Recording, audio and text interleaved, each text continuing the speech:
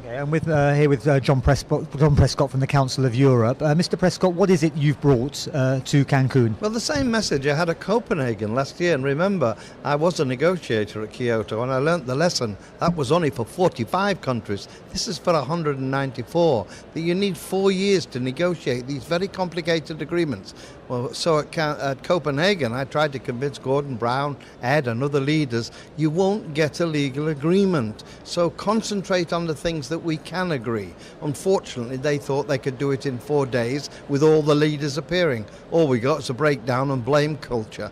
Mexico seems so different, and it's not only the weather, it's a lot warmer, but in fact the spirit here is to avoid the mistakes of Copenhagen and actually move on the things that we can do. So whereas we had a Copenhagen Accord, I think we're going to get a Cancun one, which emphasizes the more voluntary approach in the next couple of years rather than the enforcement of a change to a legal agreement for everybody.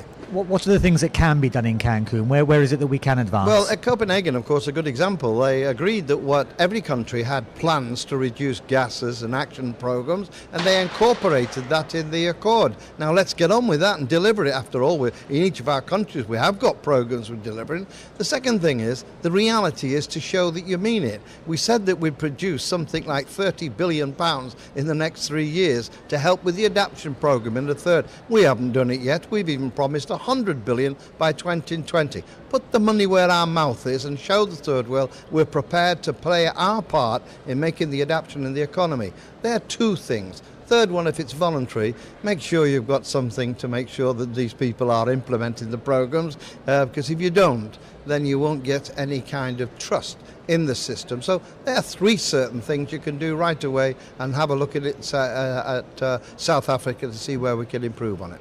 I mean, trust does seem to be a major element here. I mean, there's been criticism from the Indian Environment Minister that developed nations have pledged money and the money hasn't come through, which obviously doesn't help to build trust between the developed and the developing world. What can be done to try to solve that problem? That's why I'm saying. But they were obsessed at Copenhagen of finding a legal framework attached to everyone. All the energies went into that, and when it broke down, they blamed each other. 2 major parts, of course, America and China. Both of them produced 25%. But when Mr. Todd Stern, who's here, the American negotiator, said, well, it's not a moral issue because basically we both produce about 25%. It's just a mathematical one. No, Mr. Todd, if you look at the proportion of gas emissions per head, per capita, in America it's 20 tons per person. In China it's 6. In Europe it's 10. So let's have a bit of sense of social justice. That's why Mr. Ramesh and others say we talk a lot about the rhetoric, but we don't deliver it.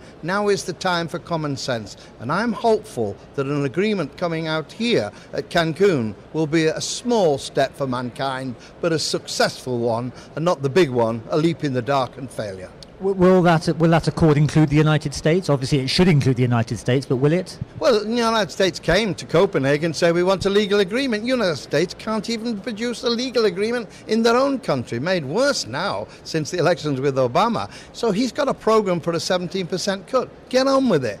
In China, they've got one for 40% improvement in energy. Get on with it. And in Europe, we promised 30%. We can't damn well deliver it. So let's go for the 20% and start the process of doing what we say we can do. Stop the rhetoric, start the reality, and start implementing programs.